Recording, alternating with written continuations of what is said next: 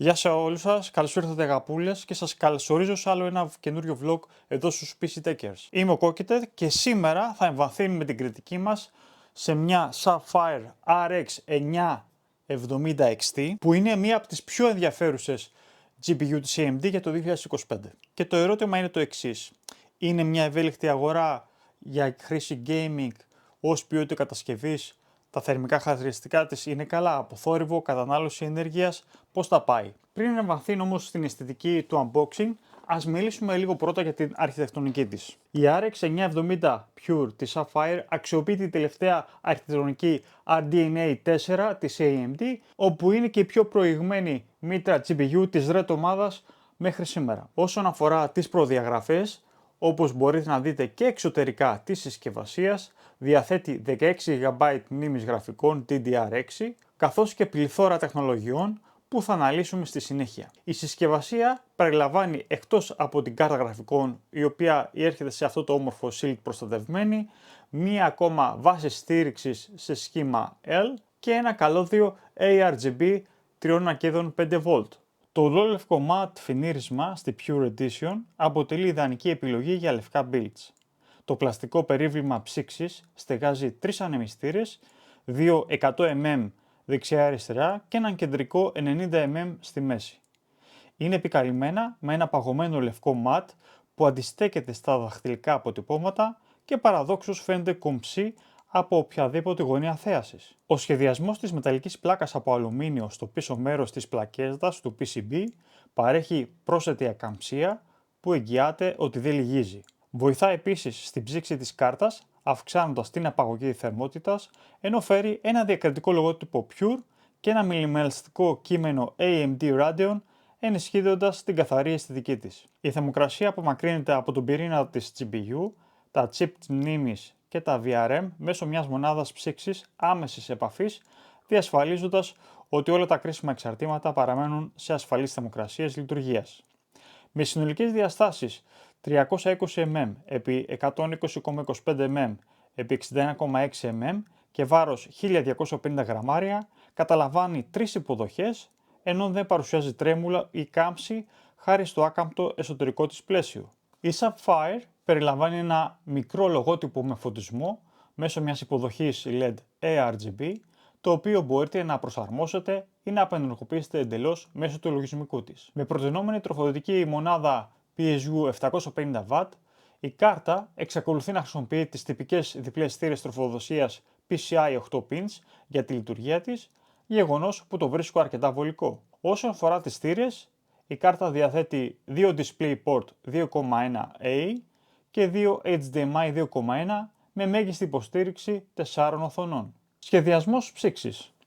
Στο σύστημα τριπλού ανεμιστήρα με τεχνολογία ψήξης 3X χρησιμοποιούνται ποιοτικά ρουλεμάν πτερυγίων ανεμιστήρων AeroCurve, τα οποία έχουν σχεδιαστεί προσεκτικά για να μειώνουν την τριβή του αέρα, ενώ οι βελτιστοποιημένοι χάλκινοι σωλήνες βελτιώνουν την καθοδική ροή της θερμοκρασίας με μειωμένο θόρυβο λειτουργίας. Ο πυρήνας και τα VRM επωφελούνται σημαντικά από εφαρμοσμένο υλικό θερμικής διεπαφής Honeywell PTM7950, το οποίο προσφέρει μια πιο μαλακή κατάσταση απαγωγής θερμοκρασίας. Το αποτέλεσμα είναι βελτιωμένη θερμική αγωγικότητα, μειωμένες θερμοκρασίες hotspot και διατήρηση της απόδοσης σε εκτεταμένες περιόδους παιχνιδιού. Σύνολο χαρακτηριστικών. Ο πυρήνας της RX 970 XT Pure Edition αξιοποιεί τον Navy 48 με την RDNA 4 αρχιτεκτονική, όπου είναι κατασκευασμένη με 4 νανόμετρα της TMC, αποδίδοντας 4.096 επεξεργαστές ροής με 64 υπολογιστικές μονάδες τρίτης γενιάς Ray Tracing και δεύτερης γενιάς επιταχυντές AI. Διαθέτει διεπαφή διάβλου PCI 5x16 με Infinity Chase 64 MB, 128 μονάδες εξόδου Rendering, 128 πυρήνες IA Accelerator και 64 Ray Accelerators. Η διαμόρφωση μνήμης των 16 GB DDR6 λειτουργεί με ταχύτητα 20,1 Gbps σε διάβλο 256 bit, με bandwidth 644,6 Gbps και 49,32 teraflops. Σας προετοιμάζει για υφές υψηλής ανάλυσης σε απαιτούμενα φορτία εργασίας. Η Sapphire ρυθμίζει το βασικό ρολόι της στα 1660 MHz και ανεβαίνει σε game clock στα 2460 MHz και ενώ σε boost clock θα φτάσει στα 3010 MHz, διασφαλίζοντας ότι θα έχετε κάθε δυναμική απόδοση από την πρώτη στιγμή. Η συνολική ισχύ της συμμετρικής έχει ονομαστική τιμή τα 317W, οι οποία παρέχονται μέσω των διπλών υποδοχών PCI 8 ακίδων. Η βάση της κάρτας γραφικών που περιέχει σε σχήμα L συσκευασία είναι μια ευέλικτη λύση που έχει σχεδιαστεί για να ασφαλίζει τις βαριές GPU, να αποτρέπει το sag και να απλοποιεί την αφαίρεση της κάρτας γραφικών από την υποδοχή PCI κατά τη διάρκεια αναβαθμίσεων ή συντήρησης. Κατασκευασμένη από ανθεκτικά υλικά με κομψό σχεδιασμό, εξασφαλίζει σταθερότητα, μακροζωία και απρόσκοπη ενσωμάτωση σε οποιαδήποτε σύγχρονη κατασκευή. Η ελαστική άκρη της βάσης διευκολύνει την εξαγωγή της κάρτας γραφικών εύκολα και με ασφάλεια κατά την αφαίρεση για καθαρισμό ή για συντήρηση ή για ό,τι άλλο χρειαστεί για να την αφαιρέσετε. Για την αξιολόγηση της κάρτας συναρμολογήσαμε ένα σύστημα υψηλών προδιαγραφών με έναν επεξεργαστή Ryzen 9 900X, μια μητρική πλακέτα Asus Strix B850 σε συνδυασμό με 64GB DDR5 στα 6000, CL30 μέσα σε ένα κουτί της Corsair το 650X. Για αποθηκευτικό χώρο έχουμε έναν SSD NVMe 900 Pro 1TB για τα Windows και έναν SSD Adata ISX 8500MB για τα games. Και η τροφοδοσία παρέχεται από ένα τροφοδοτικό Corsair 1200W. Το σύστημα ψύχεται με 7 Corsair fans 120mm και στον επεξεργαστή έχουμε την Corsair την A150i και απολογισμικό διαθέτουμε Windows 11 Pro με τα απαραίτητα και παράλληλα software μετρήσεων που θα χρειαστούμε και τέλος έχουμε μια οθόνη OLED της Gigabyte 34 Ultra Wide σε 2K ανάλυση με 175Hz. Η αποδοτικότητα της συγκεκριμένης υλοποίησης που δοκιμάσαμε σε διάφορα benchmarks και games είδαμε ότι τράβηξε γύρω στα 317W max υπερφορτίο. Γεγονός που μεταφράζεται ότι έχουμε μια κάρτα στα χέρια μας η οποία έχει ένα μεγαλύτερο power hungry απαιτήσεων και ίσως μια πιο αυξημένη θερμική καταπώνηση σε σχέση με μια RTX 5070 Ti. Όμως μην βιάζεστε, στο τέλος αυτού του κεφαλαίου θα σας δείξω πώς μπορούμε με λίγο undervolting να το βελτιώσουμε αυτό. Παρ' όλα αυτά, ας ξεκινήσουμε να δούμε τώρα μερικές θερμοκρασίες, watts και clocks που τρέξαμε με τη συγκεκριμένη κάρτα. Αναλύοντας τη θερμική συμπεριφορά της κάρτας πληρέστερα, να αναφέρουμε ότι το δωμάτιο είχαμε 23 βαθμούς Κελσίου και η κάρτα σε Idle Settings στα Windows μέσω του MSI Afterburner πήραμε τα εξής δείγματα. Με 0 fan speed είχαμε Core Temp 38 βαθμούς, Memory Temp 42 βαθμούς, GPU Clock από 0 έως 16 MHz, Memory Clock από 0 έως 909 MHz και το Power Consumption ήταν 6 έως 16W. Με fan speed στο 50% δηλαδή στα 2047 RPM, η θερμοκρασία στον επεξεργαστή είχε 28 βαθμούς, στο memory 32 και βάζοντας το fan speed στο 100% στο τέρμα δηλαδή στα 3610 RPM, η θερμοκρασία του πυρήνα ήταν 27 βαθμούς και στο memory 30 βαθμούς. Επομένως είδαμε ότι δεν έχει μεγάλη θερμική διαφορά, οπότε κρατήσαμε ως κριτήριο επιλογής το 50% το fan speed και συνεχίσαμε έτσι όλες τις μετρήσεις μας. Ξεκινήσαμε με δυναμικά τα runs και είδαμε ότι στο πρώτο superposition είχαμε βάλει 1080p σε height settings. Το fan speed είπαμε είναι στο 50%, το αφήσαμε εκεί πέρα. Έδειξε 5625 GPU clock, είχαμε core temp max 50 βαθμούς, memory temp είχαμε 70 βαθμούς, το GPU clock έφτασε στα 3050 MHz, κατανάλωση 316W με average FPS 207 FPS και το score ήταν 27755. Στη συνέχεια σε 4K optimized επιλογή είχαμε σχεδόν τις ίδιες θερμικές αποδοχές με 50 στον επεξεργαστή και 74 στο memory. Η μόνη διαφορά είναι ότι είχαμε εδώ πέρα average FPS 137 και το score ήταν 18.386. Πήγαμε σε πιο σκληρές καταστάσεις, σε Full Mac version 2, όπου σε 1080p settings με AA off και Vulkan επιλογή είχαμε GPU Core Temp 46 βαθμούς max, Memory Temp 72, το VRAM Temp έφτασε στους 66 βαθμούς και εδώ η κάρτα έδειχνε 317W κατανάλωση με 323 average FPS και το score ήταν 19.657. Σε 2K τώρα πάλι είχαμε Core Temp 47 βαθμούς max και Memory Temp 70, το VRM παρέμεινε στα 66, 240 FPS average και score 14.605. Και τέλος κλείσαμε αυτό το run με ultra wide διάσταση, όπου και εδώ η κάρτα κράτησε τις θερμοκρασίες της στα 47 σε core temp, 69 βαθμούς memory, 68 τα VRAM, 225 average FPS και score 13.675. Προχωρώντας στα games, που είναι το πιο ουσιαστικό της υπόθεσης φυσικά, ξεκινήσαμε με Rise of the Tomb Raider σε 1080 2K και ultra wide διάσταση με very high settings. Τα είχαμε off με DirectX 12 και μπορώ να πω και εδώ η κάρτα ότι κρατήθηκε πάρα πολύ ικανοποιητικά στο παιχνίδι.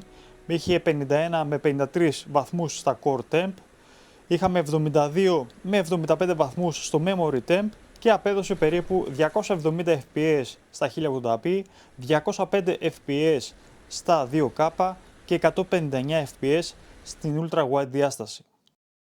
Αντίστοιχα και στο Fortnite, που ξέρω ότι παίζετε όλοι, άσχετα να το λέτε, και δοκιμάσαμε στα 1080p σε very height με TSR height και DirectX 12 και ultra wide διάσταση και εδώ είδαμε πολύ ωραίες θερμοκρασίες από 46 μέχρι και 59 βαθμούς στο core temp, είδαμε 58 έως και 80 στο memory temp και είχαμε 205 average FPS στα 1080 και 3440x1440 είδαμε με 155 fps ότι έπαιζε επάξια και μια χαρά.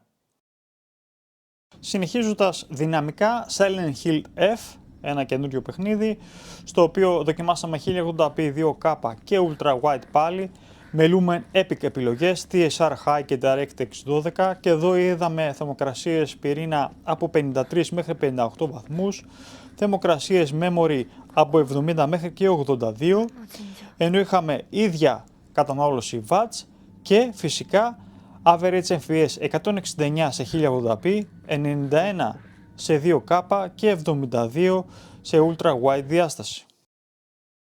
Ghost of Tsushima, αγαπημένο game και θα ήθελα να ταξιδέψω η Ιαπωνία, για ποιους θέλει να βοηθήσει και ενδιαφέρεται. Δοκιμάσαμε και εδώ την κάρτα και οι θερμοκρασίες ήταν ιδανικές. Είδαμε core temp από 50 έως και 57 βαθμούς Κελσίου. Memory temp είχαμε από 66 έως και 78 και απέδωσε σε κάθε περίπτωση στα 1080p είχαμε 370 fps average, 315 fps σε 2K και 285 fps σε ultra wide διάσταση, στα high settings όμως με FSR 3 και DirectX 12. Χρησιμοποιώντας τη λειτουργία FSR 4 της AMD, η RX 9070 XT αποκάλυψε τα δυνατά σημεία της σε παιχνίδια που το υποστηρίζουν, όπως είναι π.χ. στο Battlefield 6 το RedSec, γιατί μας αρέσει να παίζουμε και λίγο Battlefield.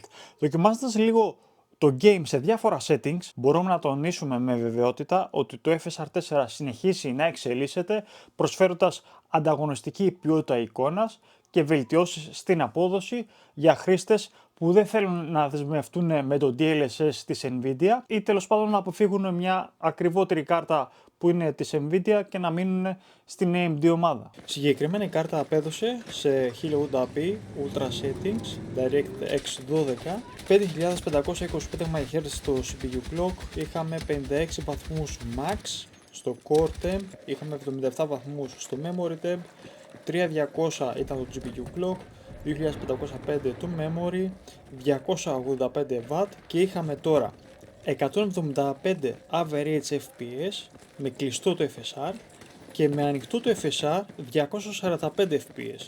Είναι τρομερή διαφορά, όντως δηλαδή ήδη από τώρα φαίνεται πως το FSR κάνει μεγάλη δουλειά. Συνεχίζοντας σε 2K Ultra Settings, πάνω κάτω με τις ίδιες θερμικές θερμοκρασίες, 58 βαθμούς στον πυρήνα, 80 στο memory, ανεβήκαμε και κατανάλωση σε 315W, είναι λογικό. Αυτό όμως που θα μείνουμε πιο πολύ ότι είχαμε δει 125 fps average και με το FSR ανοιχτό πήγαμε στα 195 fps. Πάρα πολύ καλή διαφορά και εδώ. Και τέλος σε ultra wide διάσταση πάλι με τα ίδια settings, 60 βαθμούς το core temp, 82 βαθμούς στο memory, την ίδια κατανάλωση watts, είχαμε 100 fps average με κλειστό το FSR και με ανοιχτό το FSR 145 fps. Η κάρτα παρουσιάζει ισχυρή απόδοση Ray Tracing σε πολλά υποστηριζόμενα παιχνίδια και αποτελεί ικανή επιλογή για όσους θέλουν να χρησιμοποιήσουν αυτά τα εφέ, αν και το RT της Nvidia εξακολουθεί να θεωρείται ανώτερο ιδιαίτερα σε εξαιρετικά απαιτητικές καταστάσεις. Όμως η απόδοση είναι ιδιαίτερη καλή σε τίτλους που έχουν βελτιστοποιηθεί για το υλικό της AMD, όπως για παράδειγμα στο δεκάλιστο Protocol. Και σε αυτό το games επιλέξαμε Ultra Wide διάσταση και Ultra Settings σε AA Enable, FSR Enable, σε DirectX 12, σε High Version. Τα αποτελέσματα που πήραμε είναι ότι είχαμε 5625 MHz στο CPU Clock, είχαμε θερμοκρασίες max 58 βαθμούς στον πυρήνα, 82 βαθμούς στο Memory Temp, 3050 MHz στο GPU Clock, 2505 το Memory Clock, τραβούσε 316 W και στο average που μας ενδιαφέρει πιο πολύ, που είναι η ουσία του θέματος, είδαμε ότι με κλειστό το RTX έκανε 163 fps, ενώ με RTX on είδαμε ότι απέδωσε 95 fps. Εν κατακλείδη μιλάμε για μια ανταγωνιστική κάρτα, ακόμα και σε 4K, και μπορεί να διαχειριστεί τους ρυθμούς των καρέ σωστά. Εντούτοις, σε πιο απαιτητικά σενάρια, η RX 970 XT ενδέχεται να παρουσιάσει σχετική πτώση απόδοσης από τις ανταγωνιστικές κάρτες της Nvidia. Οι ανεμιστήρες είναι χαμηλού προφίλ, γεγονός που τους καθιστά πιο αθόρυβους σε υψηλότερες ταχύτητες σε σύγκριση με πολλές άλλες κάρτες. Η ελάχιστη απόδοση που μπορεί να ρυθμιστεί στον έλεγχο του ανεμιστήρα είναι 15% με ταχύτητα περίπου 700 rpm και το μετρούμενο επίπεδο θορύβου είναι κάτω από 300 dB. Αρχίζουν να γίνονται αισθητοί γύρω στο 40%, δηλαδή στα 1500 rpm, αλλά πάμε να τους ακούσουμε και live σε όλο το προφίλ τους με ανοιχτό το plexiglass στο case μας. Και πάμε τώρα λίγο να αποτυπώσουμε όσο γίνεται καλύτερα το θόρυβο που κάνουν τα φανάκια της κάρτας. Έχουμε χαμηλώσει τα case fans στα 500 rpm. Ο μόνος θόρυβος που θα ακούτε ή αν θα περνάει στην οθόνη σας θα είναι από την αντλία, από την pump της Corsair. Από εκεί και πέρα ξεκινάω με ένα 25% fan speed, το οποίο να θυμίσω πάλι το 25% είναι γύρω στα 1200 rpm.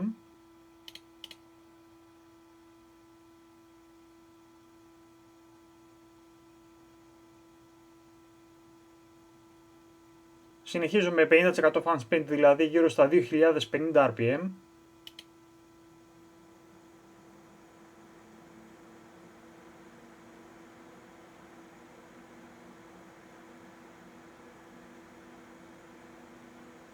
Και τερματίζω την κάρτα στα 100% fan speed, δηλαδή στα 3600 rpm.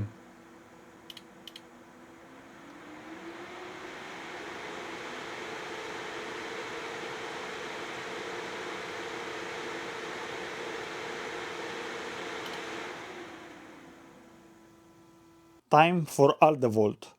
Αν λοιπόν θέλετε να χαμηλώσετε αυτά τα 315-317 W που καταλαβαίνει η κάρτα στα peak της και να κερδίσουμε μερικά FPS και σε απόδοση, χωρίς να τη στρεσάρουμε τόσο πολύ θερμικά, θα σας δείξω με πολύ απλά βήματα πώς μπορείτε να το κάνετε αυτό. Για αρχή λοιπόν θέλω να πάω να μου ανοίξετε το AMD Software Adrenaline και να κοιτάξουμε πάνω τέρμα δεξιά ότι έχουμε την τελευταία ενημερωμένη έκδοση σε λογισμικό και πρόγραμμα οδήγησης. Μετά θέλω να πάμε εκεί που λέει απόδοση στην καρτέλα και στη συνέχεια επιλέγουμε συντονισμός σε εξέλιξη.